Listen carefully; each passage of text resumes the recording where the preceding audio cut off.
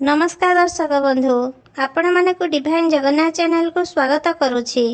आज रही वीडियो रे आमे बाहुड़ा यात्रा सह जड़ित अनेक रहस्यमय और पवित्र तथ्य जानिबा।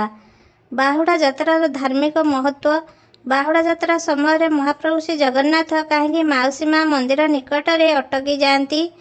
माउसी माँ किए एवं तांका सह श्री जगन्नाथ संपर्क कौन?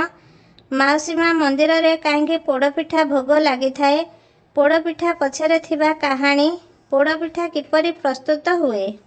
पुरी विश्व प्रसिद्ध रथयात्रार 9 दिनिया महापर्व रे बाहुड़ा यात्रार एक स्वतंत्र महत्व रही। ए बाहुड़ा यात्रा रथयात्रा परि समान नीति और परंपरा अनुसार संपन्न हुए।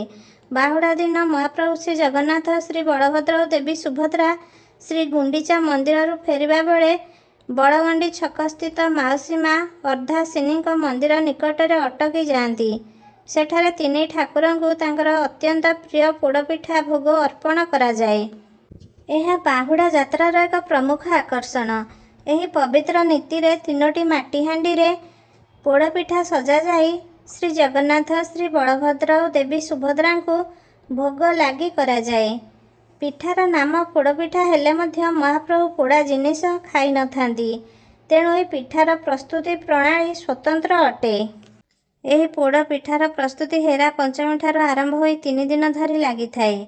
माउसी माँ सेवक मैंने पिठा प्रस्तुति करिथांती।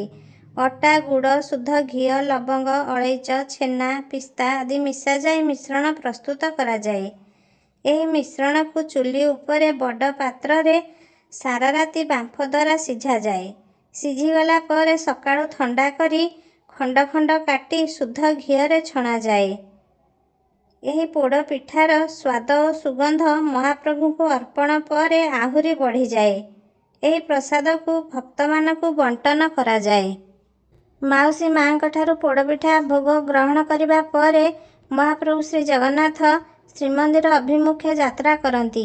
यही पवित्र बाहुड़ा यात्रा अवसर में लक्ष लक्ष भक्त मानकर समागम हुए। समग्र श्रीक्षेत्र हरिबोल, हुड़हुड़ी, जय जगन्नाथ ध्वनि, भजन कीर्तन भक्तिमय परिवेश रे मुखरित होई उठे। यही परंपरा पछरे 2टी प्रसिद्ध किंवदंती रही। रामायण अनुसार माता कैकेयी कारणरू भगवान श्री राम 14 वर्ष वनवास जाइथिले। एही घटना पर कैकेयी गभीर अनुताप रे दुखित होई पड़िथिले। तांको सांत्वना देवा पाई भगवान श्री राम कहिथिले जे परवर्ती अवतार रे से तांको घर को आसी पोड़पिठा भोजन करिवे। से प्रतिज्ञा पालन करने भगवान श्री जगन्नाथ बाहुड़ा यात्रा बेले माउसी माँ मंदिर रे पोड़पिठा ग्रहण करती।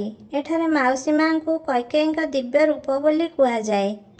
अन्य एक लोककथा अनुसार श्रीमंदिर और श्री गुंडीचा मंदिर मध्य माली नामक एक नदी प्रवाहित हेउथला। रथयात्रा समय सेवक मान को नदी पार करिबारे असुविधा हेउथला। यह देखि माउसी माँ अर्धासिनी निज दिव्य शक्ति रे मालिनी नदी को सुखाई देथिले बोली विश्वास रही। तांकर ही सहायता पाई कृतज्ञता स्वरूप महाप्रभु श्री जगन्नाथ प्रतिवर्ष बाहुड़ा यात्रा बेले से माउसी माँ मंदिर निकट में अटकी पोड़पिठा भोग ग्रहण करिवे बोली प्रतिश्रुति देइथिले। आज पर्यंत से पवित्र परंपरा पालन करा जाउछि। बाहुड़ा यात्रा और माउसी माँ पोड़पिठा भोग केवल एक परंपरा नुहे, बरं भक्ति, स्नेह और आध्यात्मिक महत्वर एक अन्य प्रतीक। जदि आपण मानक आम भिडियोटी भल लगी लाइक, शेयर, कमेंट और सब्सक्राइब करने को भूलंतु नहीं। जय श्री जगन्नाथ।